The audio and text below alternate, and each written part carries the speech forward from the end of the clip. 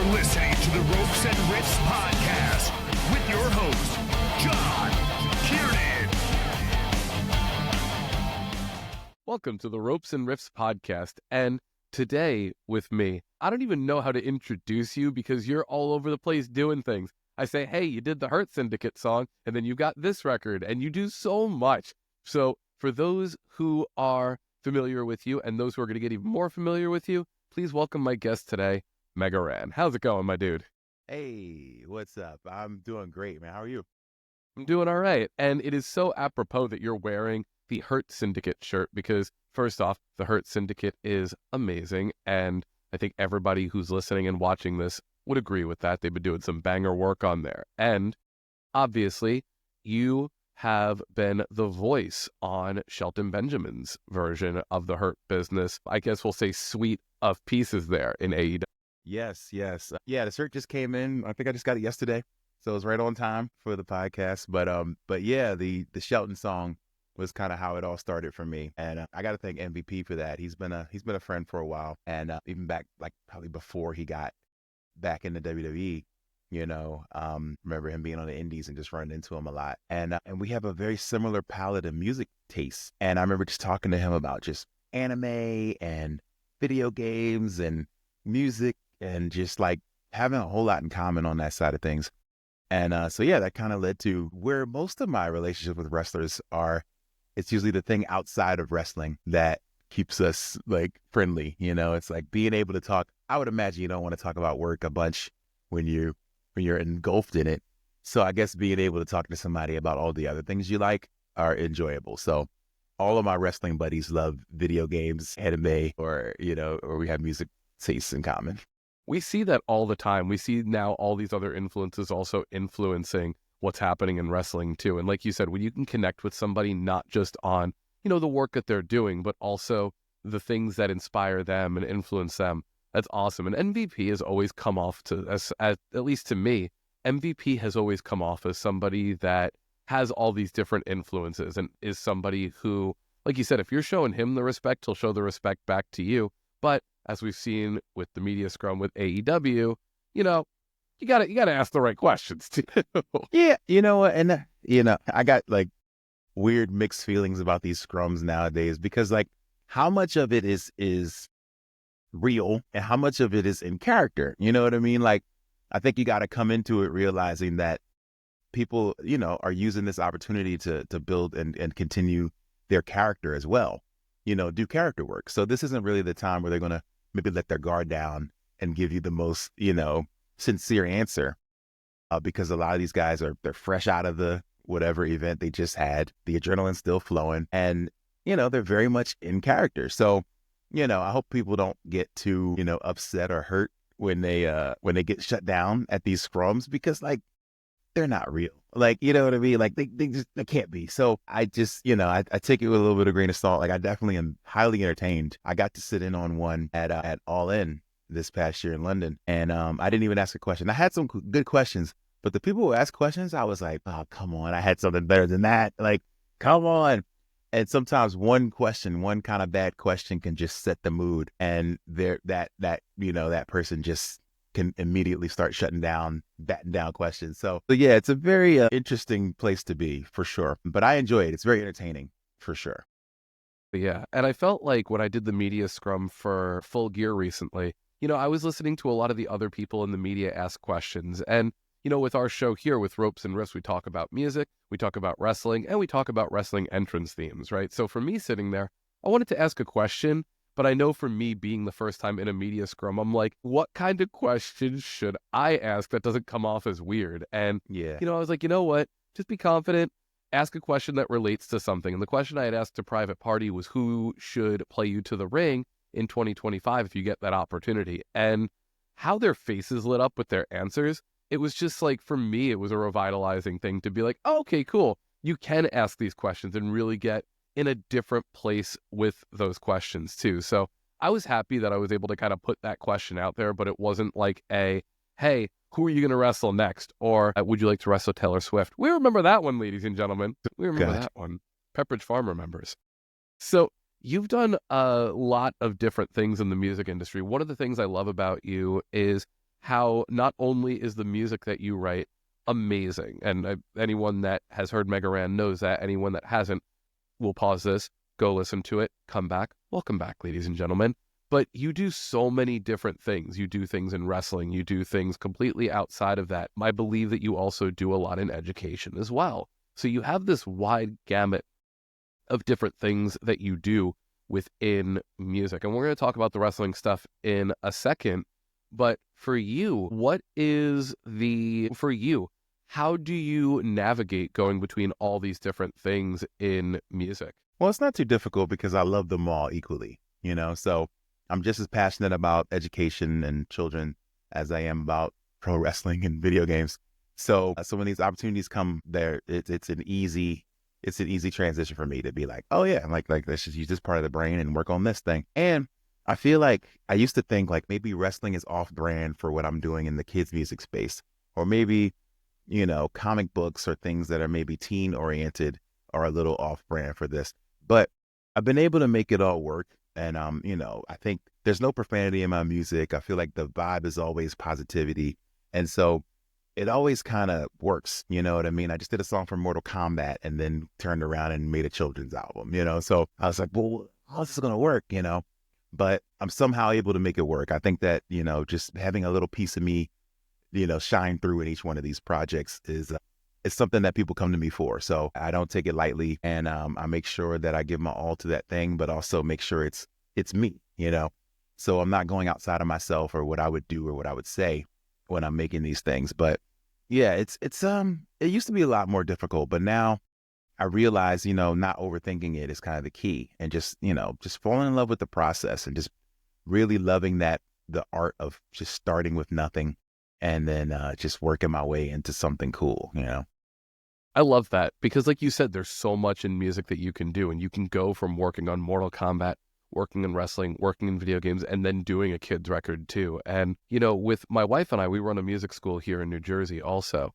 And so for us, music education is huge. We work, same with you, that you work with people of different ages, you work with children. And it's kind of funny sometimes to bridge that little gap there where it's like, okay, cool. You're the person sometimes that they see to take their guitar lesson or their drum lesson. Or for you, again, they're coming across the music that you've written for kids. And then all of a sudden it's like, hey, if you like this, check this out. And it's such a different dynamic for us with like the parents coming in and they're like, oh, you do that thing too. It's pretty cool. So I love the fact that you're able to bridge all of that too. And you're like, man, at the end of the day, it's music. And like you said, it's what inspires you. It's what gets you going. The fact that you love it so much translates to everybody else too, I'm sure. 100%. I've heard people say that like, man, I don't even like wrestling, but your passion for it is what makes me now want to start watching, Same with like my passion for video games or anything else, it comes through in the music. And when it does that, there are people that'll be like, well, man, if he's so excited about it, then I better see what the fuss is all about, Like I've been able to convert a lot of my fans to wrestling fans 100%.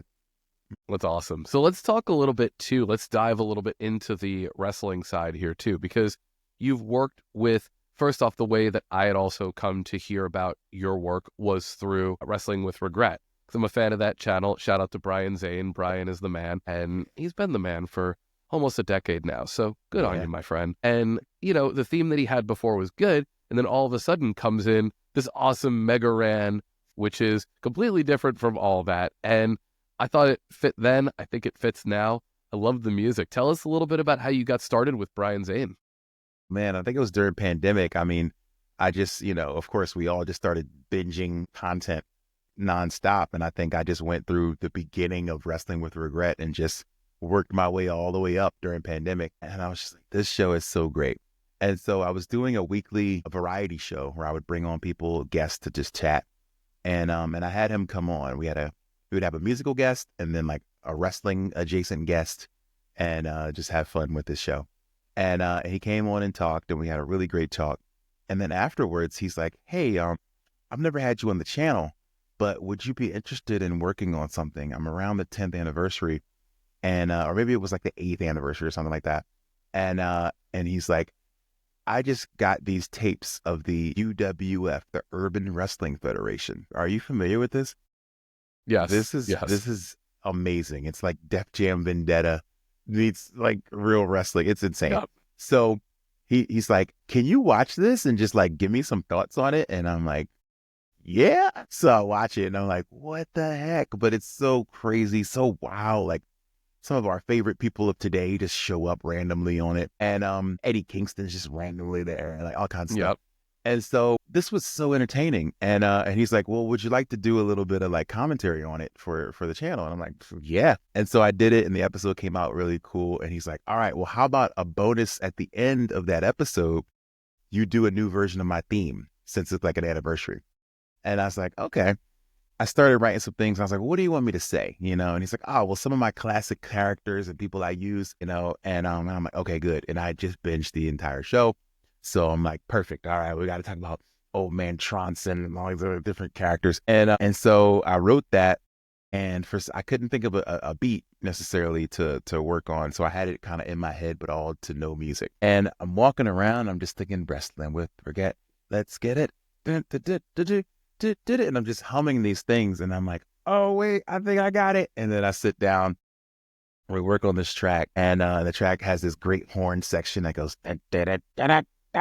And I was like, yes, that's it, wrestling with regret, let's get it. So finished the song, I was super excited about it, and he's like, oh my god, this is it, this is so great, can I use this right now? And I'm like, yes. He's like, can I use this for all the episodes? And I'm like, yeah, man, like absolutely. So yeah, that's kind of how it happened, man. But again, it's the same story, man. It's like my passion for the thing kind of like showing through, him being like, oh snap, you actually know my stuff, you know, and this sounds like it's written by a fan, you know. So I think that's super important, you know. In wrestling music anyway, for the most part, it seems like, and it's not just wrestling, but most corporate entities, when it's time for them to come up with a new jam, they usually reach out to whoever the biggest person of the moment is. They're like, oh man, let's get, I don't know, Dead Mouse or Steve Aoki or Megan Thee Stallion, or like just, it's always some humongous star who isn't necessarily a fan of the product, but can just give you that rub with mainstream media, you know? And it makes guys like me who are like legit fans feel like, man, like I think you can get a better product if you go to the community. And I think AEW has done such a great job with that, with the Who We Are compilations that I was a part of. So many different things where they're like, all right, well, can you write a song about, I don't know, Scorpio Sky? And we're like, absolutely, you know, like telling their story, not just like, I'm going to beat you up, you know, just as, you know, one of those kind of songs. But yeah, I think that AEW's done a great job of reaching out to the community and keeping people who are actually interested in the product involved in the creation of, you know, some of the elements and assets that go around those characters, because it shows, you know, when it's done with love, you know. I mean, it's great to go get the Elton John song and, you know, and Metallica and all that. Like that stuff is super cool, but I do appreciate when they go to actual fans to create, you know, the content around these wrestlers. Like it feels different. It hits different, you know. Yeah, I agree. And you can feel the difference too, you know, and I agree 100% with what you're saying about AEW. And even since the inception, you've seen that they've been really willing to, you know, work with other creators, work with outside of the industry, and really try to bring people in to create a really interesting artistic environment. You know, it doesn't feel as insular as maybe the last 10, 15, 20 years has. And you know, for me, it was kind of my entry into working with even a bigger company too, working on the Sting EP, working on some themes for wrestlers going into AEW. And it's so interesting to feel like, wow, this is a promotion that's trying to really bring the best out of their talent, but also really give back and bring in people from that community. Absolutely. And I got to shout out Mikey Ruckus for the job he's done. Shout him out, baby. Absolutely. You know, because it's not just, you know what I mean? Like, I think that's the sign of a great, you know, mind or a great producer, is just knowing when to reach out.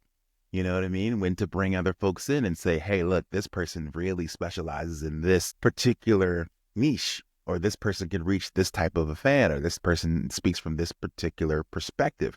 So let me go and reach out. So Mikey Ruckus could easily, he's the head, the final decision in the AEW music. So he could easily say, I'm producing everything. I'm writing everything. I'm singing on everything. I'm rapping on everything. Right. But yet he says, you know what? This guy is really good at this thing. Let me go and hire them. This guy is great on guitar. Bring him in. This guy is great here. Like, so that's the sign of a great producer. I think it's just knowing when to reach out for help, when to bring in people to accentuate the talent that's already there. And so, yeah, I'm just like a huge fan of what he does. And I always appreciate that he's willing to bring folks in on the inside and help to for the greater good, like to make something better. And let's also keep in mind, it's not like he couldn't do it on his own. I mean, he has all these 100%. skills. He's a great guitarist. He's a great instrumentalist. He's a great composer. He's a great rapper. He does all these different things. He's a great screamer too, something very, very underutilized. He's an amazing screamer. But like you said, he's like, here's this thing I'd like to work with you on, or this or this. And the other thing, having worked with him also, he's a great communicator too. And that's something when you work with other musicians sometimes that you want to be able to make sure is, hey, I need this from you. Great. You did this. Now here's what I need. When we worked on the Sting EP, it was done in like that song that we did for Retro Sting. That thing was done in like 3 days. I'd send him pieces that he needed. And then he's like, okay, cool. This is great. Now here's what I need you to do here, here, and here. And it was like the simplest thing. It was like, okay, cool. Record the guitar. Here are the ways that I need it recorded. Here are the different stacks that I need. Do a solo here. We'll do it here. Listen to this measure. And it was just like, again, being able to collaborate with somebody who's a great collaborator. The communication piece, I think, is one of Mikey's biggest strengths too. This is basically a Mikey Ruckus Stand podcast.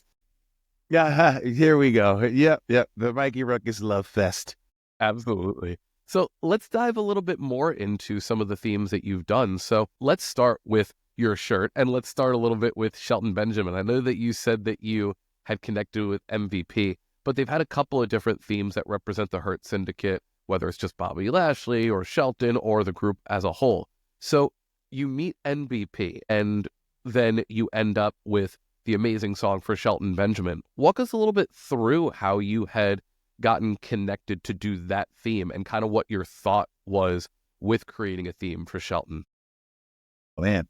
So yeah, like this is, let me think. MVP hits me up on like a Monday night, and I think it's right before Shelton's about to debut. And he says, hey, I just heard Shelton's music and it sounds like something from Final Fantasy. And I was like, really? He's like, yeah, it sounds like an epic boss theme from like a Final Fantasy or like a big role-playing game. And I was like, okay, go on. And he's like, I told him this needs like an epic rap. And Shelton was like, well, I don't know anybody who can do an epic rap.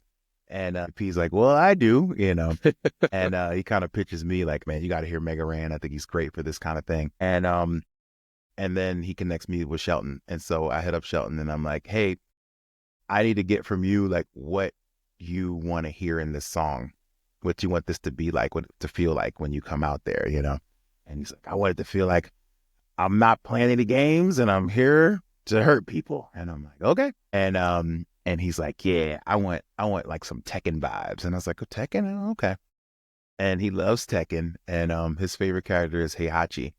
And Heihachi's like the old man who you don't want to mess with.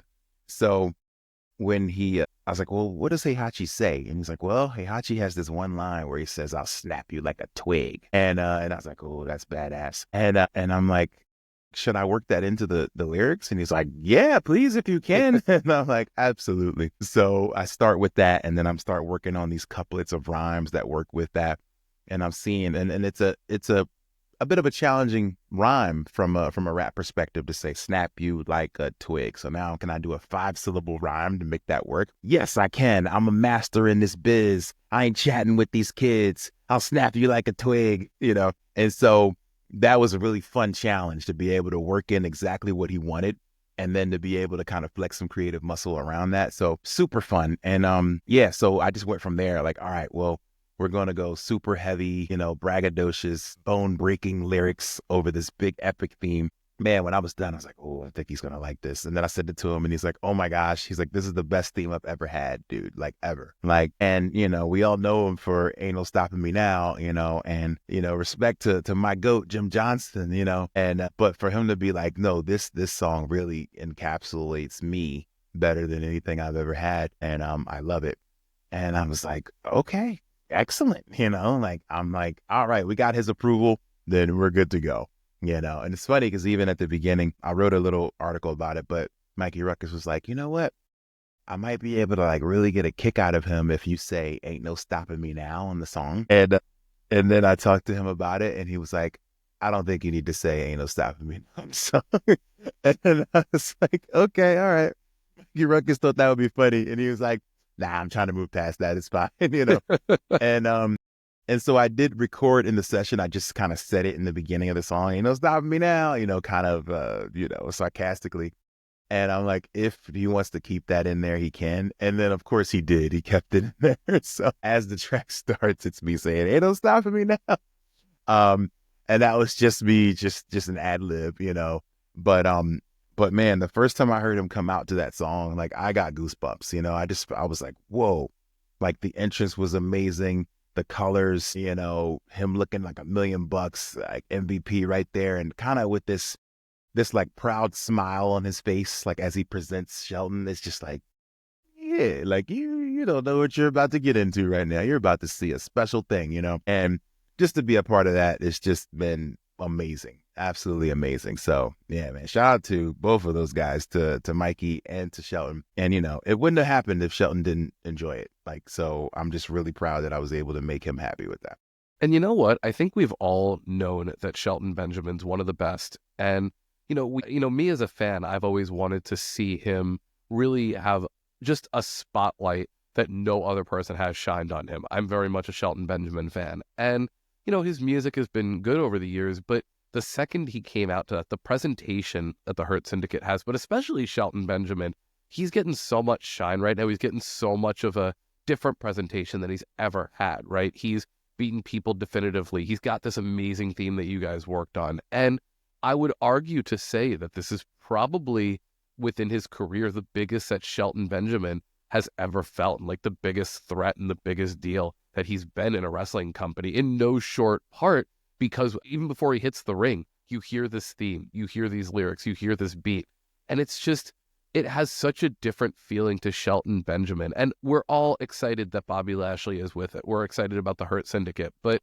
I remember that obviously this is what the setup was for, right? But I remember being like, man, you know what? If it was just Shelton and it was just MVP and MVP was just Shelton's mouthpiece and this is what we got, right from that initial presentation, I was like, you know what? We're here, man. Let's do it. Well, yeah, I'd be fine with that. Shelton could have easily been the final boss. You know what I mean? Like, yeah. I would be okay with that.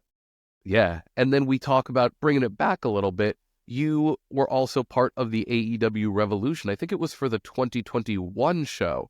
You were able to do some music for that and some awards for that.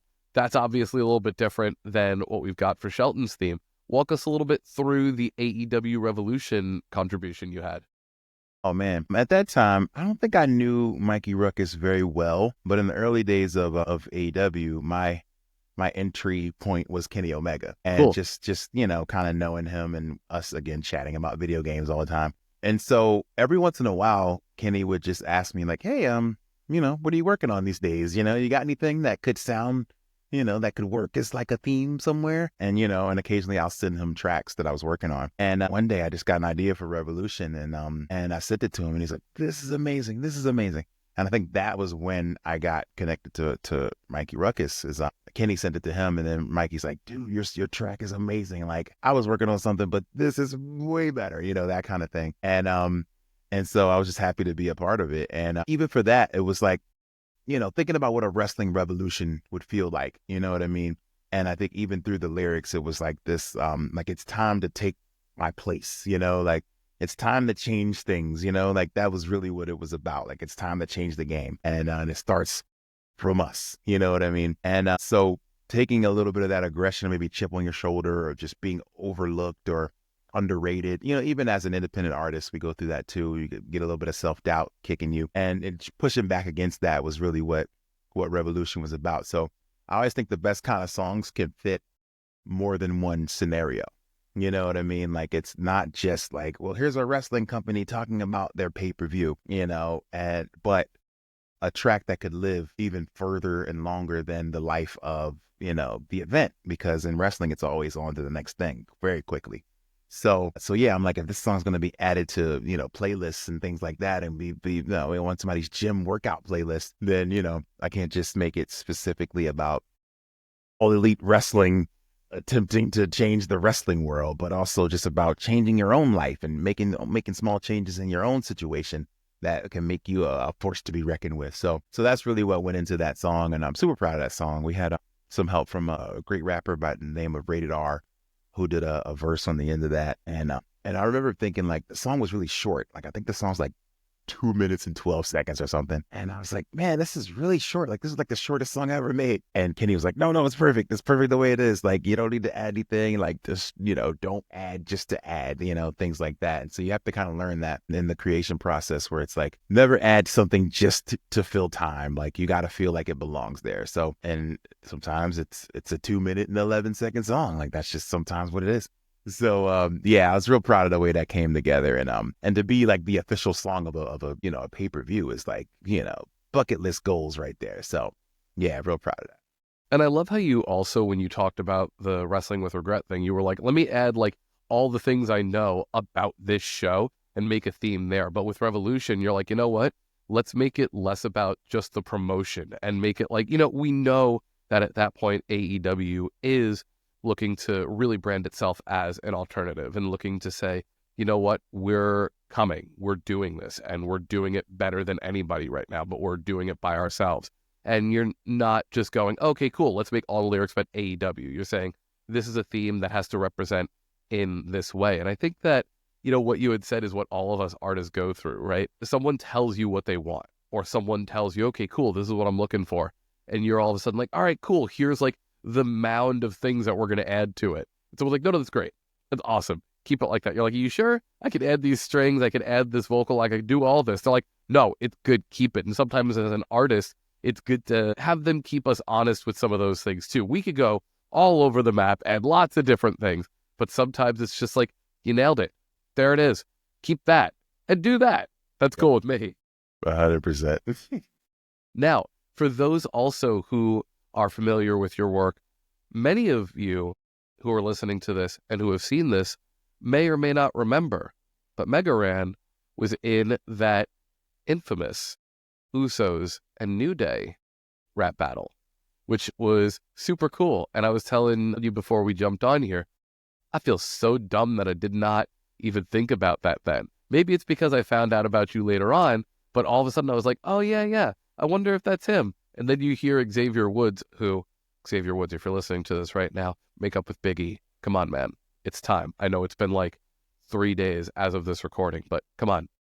It's time. But he literally comes up and he's like, Mega Ran, hang on. And I'm like, wait, that's the guy. That's him.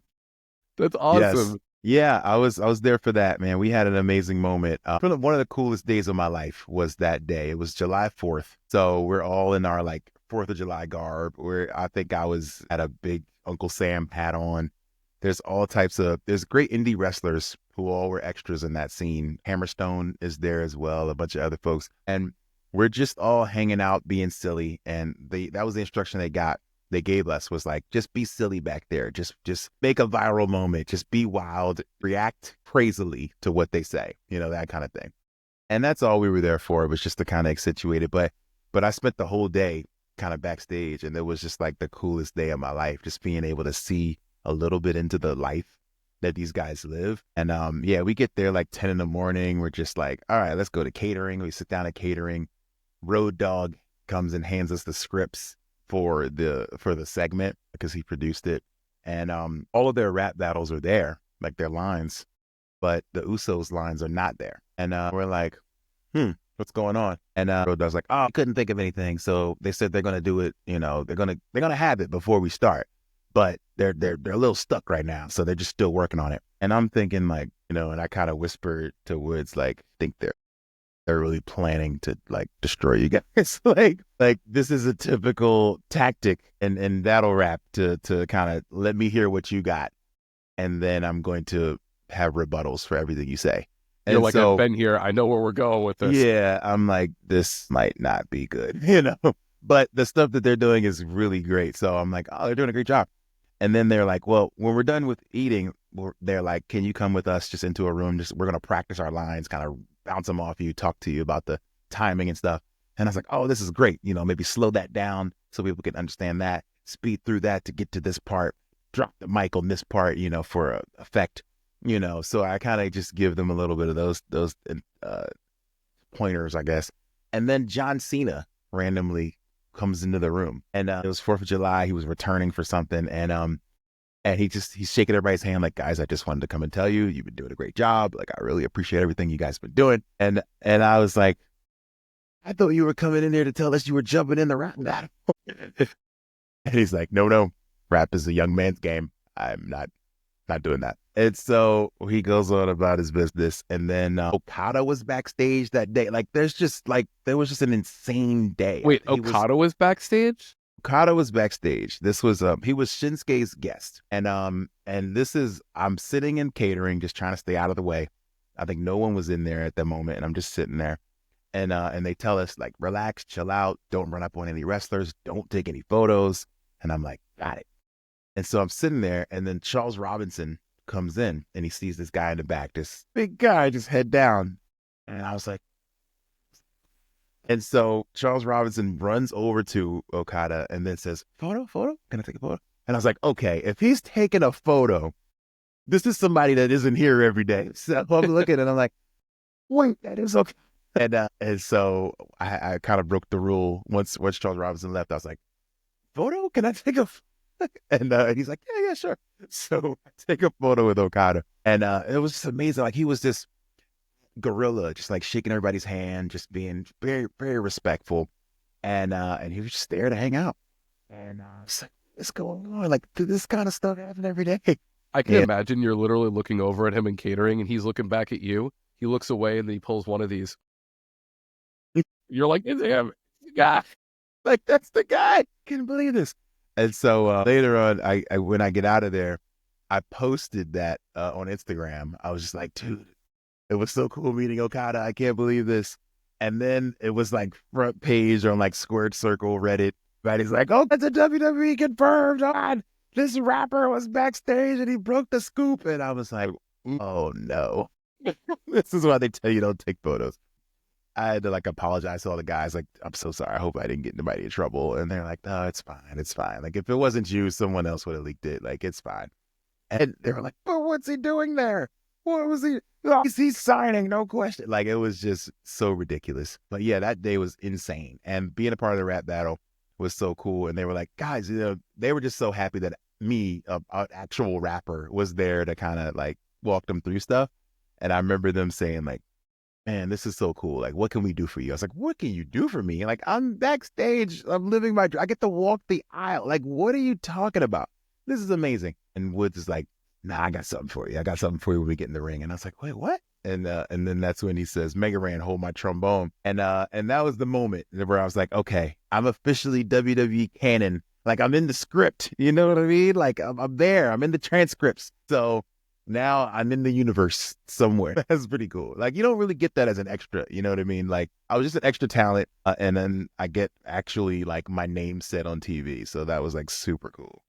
And you know what? To him, it was probably just like, oh yeah, like, let me just go ahead and say my friend's name. And to you, it's just like, this is just the cap on what's already been just an amazing, let's go ahead and collaborate with the Usos in the New Day while taking a picture of Okada and shaking John Cena's hand July 4th with this awesome USA Uncle Sam hat on. That was insane. But I remember there's been a few situations I've been in with the New Day, particularly with Woods. And I just have to ask him, like, is this your life, like, every day? And sometimes he'll be like, yeah. But other times he'll be like, no, this isn't my life, Like, we were in Vegas after, like, just a SmackDown or something. No, it was a pay-per-view. Gosh, what was it? Was it Money in the Bank when Dean Ambrose won the title? Anyway, so after the show, they're all like, hey, we're going to a Wale concert after, which is at one of the, the casinos. And I'm like, absolutely. I love Wale. We'll go to the concert. We go to the concert. We're hanging out. Wale does like 2 songs and then gets off stage and we're all like, hey, what's happening? And he's like, all right, man, we're out of here. And I was like, okay, I guess they're out of here. And then Woods is like, no, we're out of here. Like, everybody. And so gets the entire little entourage. And then we walk outside and there's 2 vans sitting outside. And we're like, and Woods is, so we all get in the van And we're like, all right, this is an adventure, you know. And we get out of the van at another casino. There's this guy waiting at the van, and he gives us these wristbands, and they say Cleveland Cavaliers. And so this was this very same day that the Cleveland Cavaliers won the NBA championship against the Warriors. They came back there's a big comeback. And then when they won that, they immediately flew out of Oakland and went to Vegas to party. And so we land right in the middle of the Cleveland Cavaliers like celebration party for the championship. And so they're like, here's these wristbands. All right, stay behind the velvet rope. And we're like, what is going on? We walk inside and it's like every basketball player we know, all these tall players just pouring champagne, really having fun. And I had to turn to Woods. I was like, is this your life? He's like, not usually. No, this is insane. Like, what are we doing here? You know, so there's this wild things like that happen. And you know what? He's just like, this isn't my life. And then all of a sudden, like every time you're with him, there's just another story. Yeah, To him, something more it's funny. extreme Probably happens. when you're with him, he's probably just like, yeah, all the crazy stuff happens when you're here. Otherwise, I'm just kind of traveling, doing my thing. Yeah. And then when Mega Ran shows up, we end up at the Cavaliers game. Yeah, maybe it's like that. It's just like so happened that it just really got wild that day. And also, Xavier Woods is huge into video games, as many know. He's also a pretty good bass player, too, as he's been putting in the work there, too. So, you know, I'm going to use this opportunity to put over Xavier Woods' bass work and that there should be more collaborations with him on bass in the future. Because, come on, Xavier, you're awesome. Yes. But again, please make up with Big E. Good It's been makeup. 3 days. We've talked about this. You got to be making up with Big E. What are we doing here? What are we Yeah, doing? you got to get it together, guys. So before I let you go, one thing I want to do is I want to give you the opportunity to, as we've done with many of our guests on here, we're going to go ahead and end with asking you to choose 3 songs that represent who Mega Ran is. And these can be either, okay, what are 3 songs that people should check out by you? But the way I really like to frame it is, what are 3 songs that represent you as Mega Ran that you would tell people to put on their Spotify playlist or that we'll make a playlist and put out there? What are those 3 songs for you, my friend? Okay, so I'm going to give you a little mix. There's one of mine. There's a song called Dream Master, which is kind of like the Mega Ran story in about 3-4 minutes. Very autobiographical about growing up and why or how Mega Ran became who he is. There's another great song by Lupe Fiasco called Daydreaming. I really love that song. I would say put that in there. And lastly, to like really help to like explain who Mega Ran is, you're gonna need to put the One Winged Angel Final Fantasy VII theme from Nobuo Uematsu. Man, that's a good one. Now I'm going to challenge that one real quick. Are we talking from Final Fantasy VII or are we talking from Advent Children? Because the Advent Children one has been the one with like all the rock and the guitars. Might that be everyone better. comes Yeah, to the know. Advent Children one gets crazy. Like it does a lot of really cool, interesting things. Yeah. You know what? But I like the classic just because of, you know, where it's been for me for so long. But the Advent Children one does some really cool, interesting stuff for sure. Good note there. Awesome. So check all of those out. We're going to do a playlist. You'll be able to check them out. And obviously, go check out Mega Ran. Mega Ran's the man. He's doing everything. He's everywhere. Probably by the time you hear this, there are going to be like 14 other things that you've done. So check all those out. But Mega Ran, thank you so much for your time. It's been awesome chatting with you. And you're the man of many hats. I know that you're busy. And thank you for spending some time with us today. John, I appreciate it, man. This has been a super cool interview. Thanks for having me, man.